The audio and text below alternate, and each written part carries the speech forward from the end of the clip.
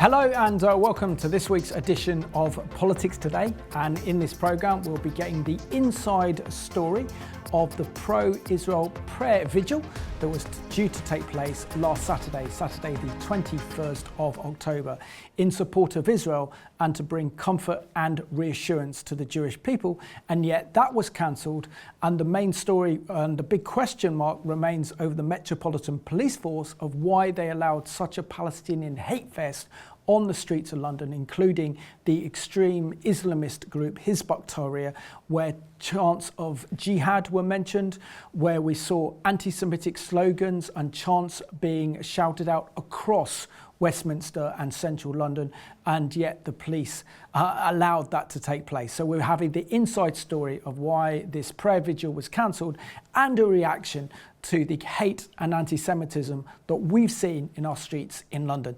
And this week's special guest is Pastor Tim Guttman, and he's from Christian Action Against Anti-Semitism. Welcome to the programme, Tim. Good to see you. Thank you. Good to see you.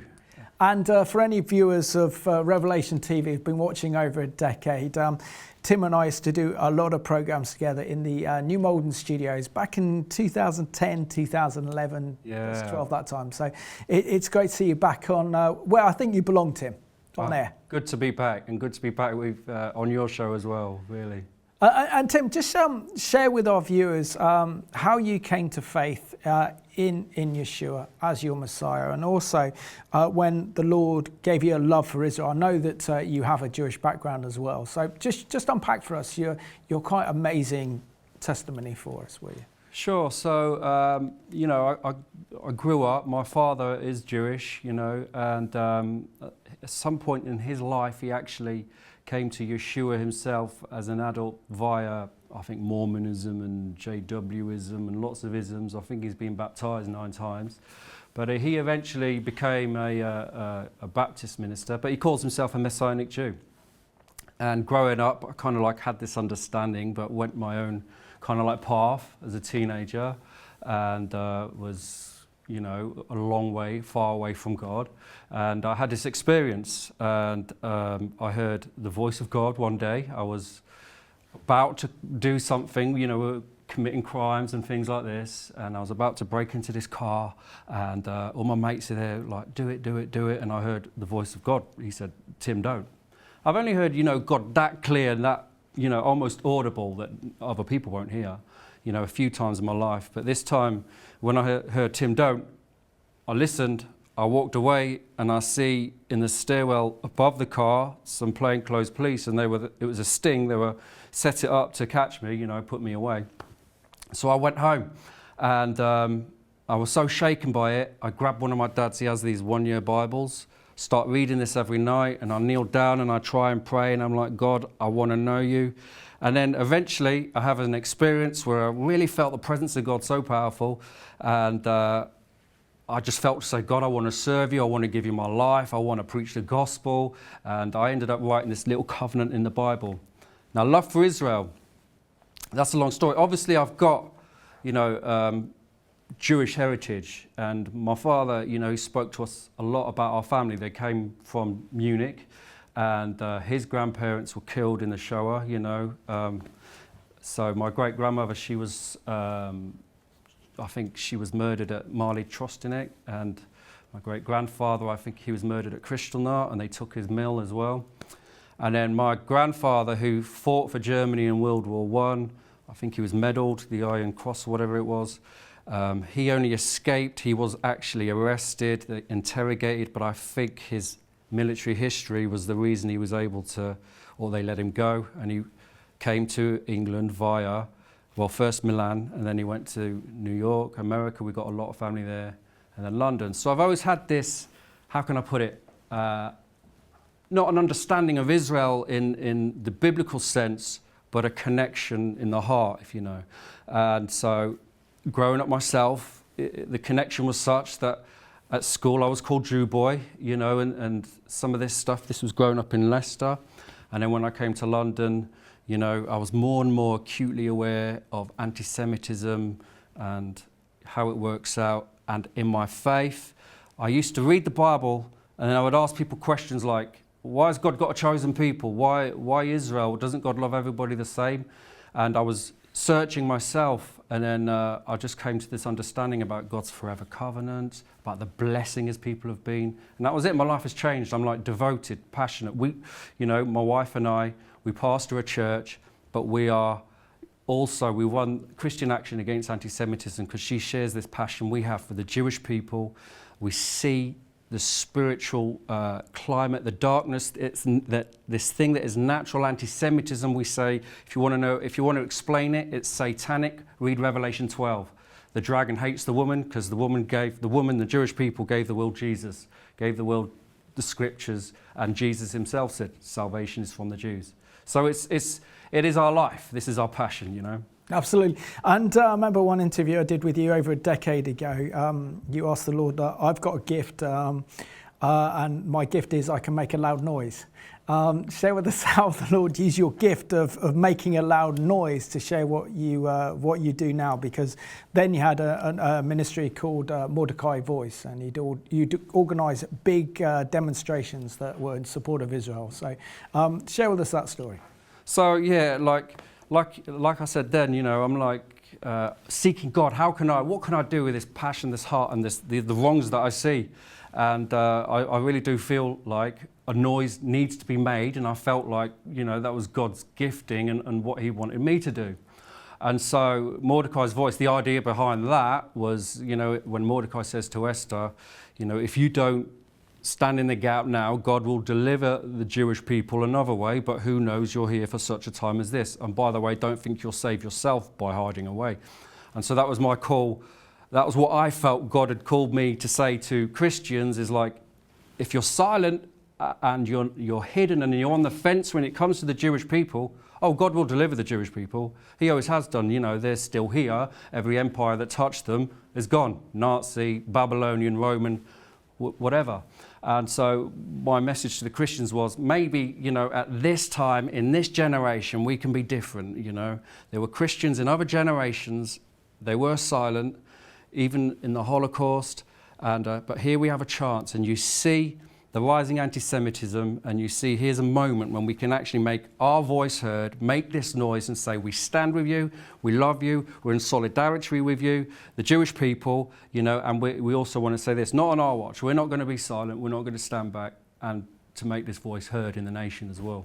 And Tim, what is your impression and what are your thoughts regarding Saturday, the 7th of October? Because this day will go down in Israeli history as a day of infamy. That was the worst mass terrorist attack in Israel's history. The fact that we're now seeing over 1,400 Israelis murdered, possibly 300 Israelis taken hostage and taken back to Gaza, as well as the 4,000 that were injured as a result of this Hamas terrorist attack, and the horrors that unfolded as well. So what are your thoughts on this, what I can only describe as the darkest day in Israel's history?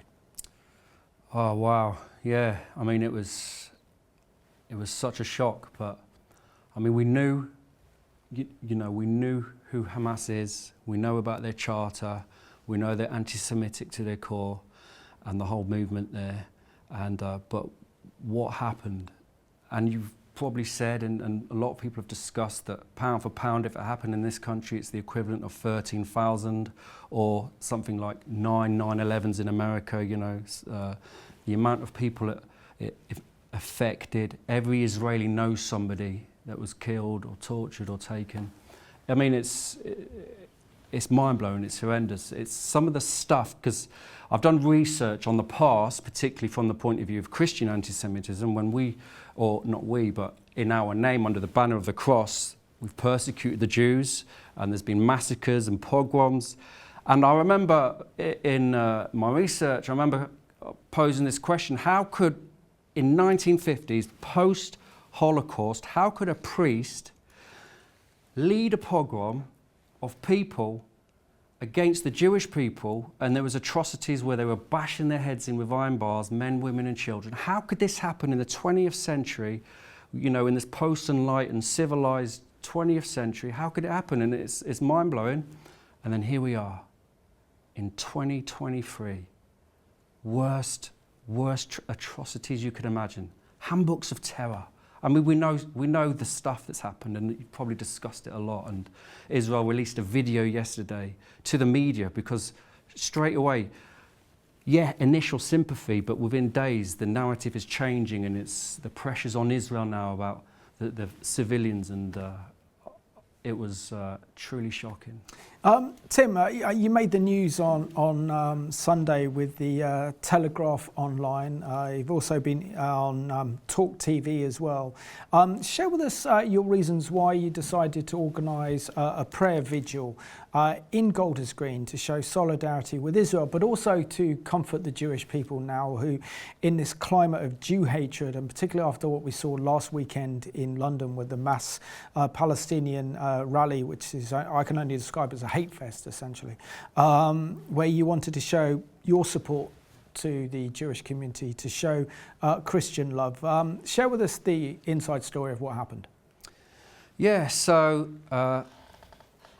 Haley and I, we pastor a church, like I said, and we've been busy behind the scenes connecting with our local Jewish community, seeing ways we can bless. It's always in our heart. And, so we made some great connections. But after October the 7th, and I remember us discussing CAAA, which is Christian Action Against Anti-Semitism, in 2021 when there was increase in anti-Semitism. And if you remember the cars going through Finsbury Park. And, of course, yeah. And so we were saying, we need to do something. But it kind of like life gets busy, and it kind of like was, we were trying to action something, but doing a lot behind the scenes. And then after this, the shock, the pain, the trauma for the Jewish community that we were feeling as Christians who love them and stand with them. And then speaking to some of our friends, rabbis, who said, I've not had one phone call or email from the Christian leaders in my region, in my area. And I'm like, I'm thinking at this time, this is not a time to be on the fence. This is not a time to be silent. Hayes and I said, we had a conversation, and we said, we need to get out there and do another stand. We used to do stands for Mordecai Voice, that was a thing. And we said, we need to do a stand. We need to be public. We need to be seen. The Jewish people feel alone. We need the nation to know that the voice that they hear with these anti-Israel marches, these anti-Semitic chants and the banners they hold, we want the nation to hear there's Christians that love the Jewish people, that love Israel, that are standing in solidarity and praying for them. We need the public to know that, and we need other Christians to know that. And I always go back to, and I think this is one of the things we've discussed before, it kind of like feels like Nazi Germany in many ways. No, absolutely. So tell us about your plan to actually host it at Golders Green, because the police said that you can't have a pro-Israel rally or a prayer vigil outside of the Israeli embassy in High Street, Kensington, because it was too dangerous. So you decided to move and have it on a Saturday afternoon, last Saturday in Golders Green. But share with us how only after a few hours of notice you got a call from the Met Police saying, I don't think this is a good idea. Yeah, so what happened was we'd arranged, like I said, we chatted and we said, let's do something public and let's do it at the embassy, because our message at this point was to Israel and the Jewish people. It was, we're with you, Christians love you, there's millions of us around the world, and we just want you to hear that. We're standing with you. So we said, let's do it at the embassy. I've done a stand there in the past, and that was a while ago. So I thought it was a good place to do it. We can get our British and Israeli flags there, solidarity. We can get our Christian banners, Christians stand with you. And so Haley let the Met know. We rang them, we emailed them, we worked with them. This was 5 days before, I think it was the Tuesday, we get a phone call, and this is what we were told. Now, they can't cancel because it's a legal right, but this is how it was put to us. It's just been announced. There's a pro-Palestinian march, which we know means anti-Israel, and they always have the youth movements that come to the embassy, and your march will be threatened. There will be injury, and we strongly advise you that you'd need to move this because you will get hurt, people will get hurt. So far be it from us, we have precious elderly people that come and just love Israel and want it to be shown, and and also we don't want to create some kind of pogrom or where they're trying to smash windows or burn down the embassy. Initially we're like, can't you stop them from coming? Can't you block off the roads or whatever? But we discussed it and we said, well, and we talked to some of our Jewish contacts and they said, listen, it will be a lovely gesture if you come to a Jewish area, just walk through peacefully. No, we're not chanting, we're just praying. We call it a prayer walk, this one. Praying, holding up our flags and our banners, and then we're going to walk to Hendon, and then we're going to have our stand there where we're going to have prayer out loud. We're going to speak and declare truth over Israel. So much lies, so much misinformation and media blood libels and all of this stuff. That's what we wanted to do. And then that was the Tuesday. We arranged it for the Saturday, short notice. And what happened in that time, according to the Met, but I could see this because, I'm not new to trying to arrange these stands. This time it felt different. It kind of like the ease and the way and the speed at which the message was getting out there amongst the Christian community was unprecedented for me personally. And the Met rang us on the Thursday and they said, we had a lot of missed calls, and when we did ring them, they said, we need to advise you something. We're very concerned because there's a tweet that mentions your event, and it's been liked 30,000 times, and our specialists who monitor social media have worked out a lot of people are coming to support your event. We're like, brilliant, praise the Lord. But then he says this. Unfortunately, we've also picked up on other tweets by those who hate Israel. And there's one particular tweet that says, brothers, I'm quoting, brothers, let's go to Golders Green after the march in London. And I'm forgetting verbatim what it says, but something like, let's teach the Zionists a lesson. And so he said, I strongly advise you to cancel. Your event and your people are under threat. And I said, Haley was on the phone. Haley said, this is outrageous that we can't, in our democratic country, get our voice heard. This is the second time now we've been told we'll get hurt when we should be protected and be able to give our voice. It's not just this other voice that's being heard in central London with these banners and flags that are declaring hateful things. But actually speaking to the Met and speaking to Haley, we're like, you know what, far be it from us to bring trouble to the very community we want to bless. So we're not saying we cancelled. What we're saying is we're regrouping and we're going to do another one in London, and we're not moving.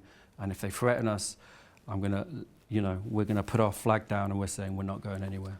Yeah, that's an excellent explanation as well, because I know that this is gaining kind of media traction as well, because this is about the right to protest. But big question marks have to be asked of the Metropolitan Police Force, particularly its leadership, to say that why did they allow 100,000 Palestinian activists to take to the streets to chant a genocide, which is Palestine will be free from the river to the sea.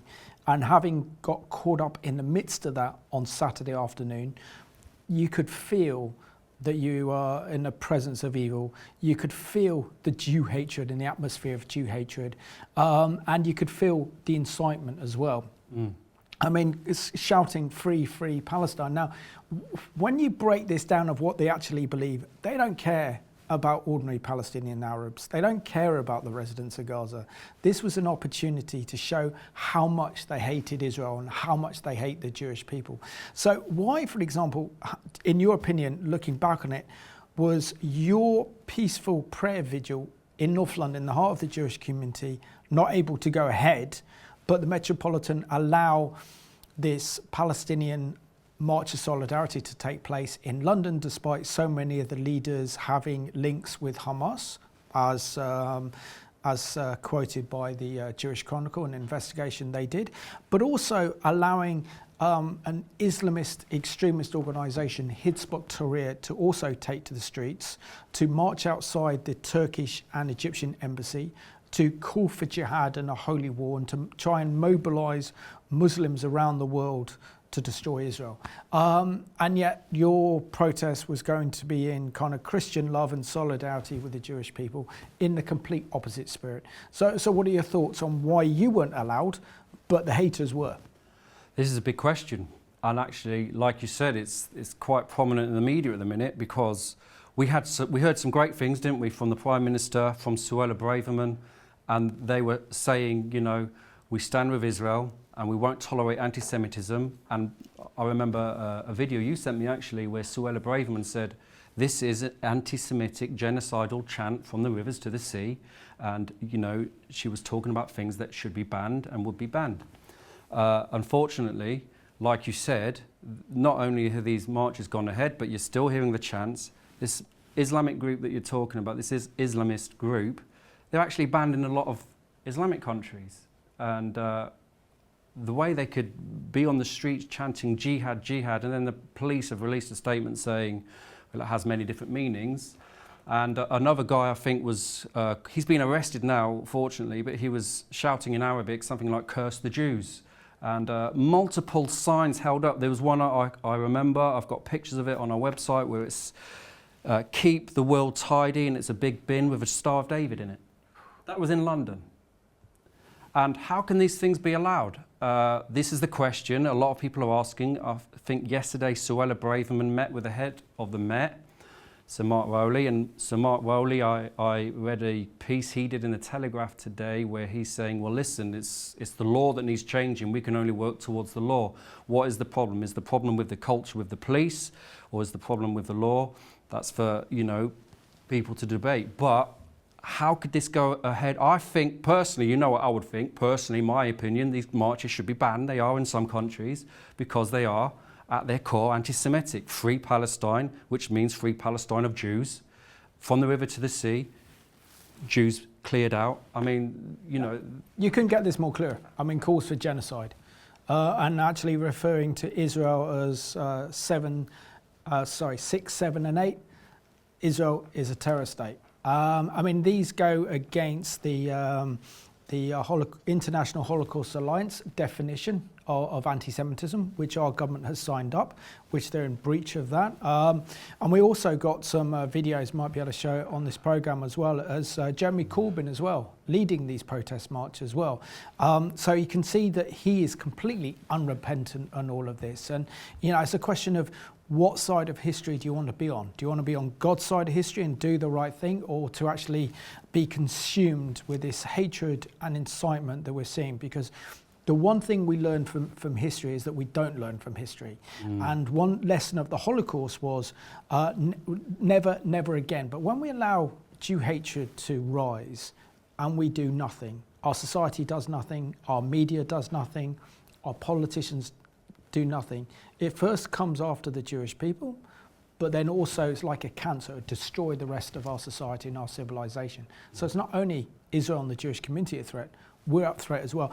What response have you got to Christians? Because there's a lot of indifference and they're trying to give moral equivalence of both sides when we know that this is a fight between good and evil.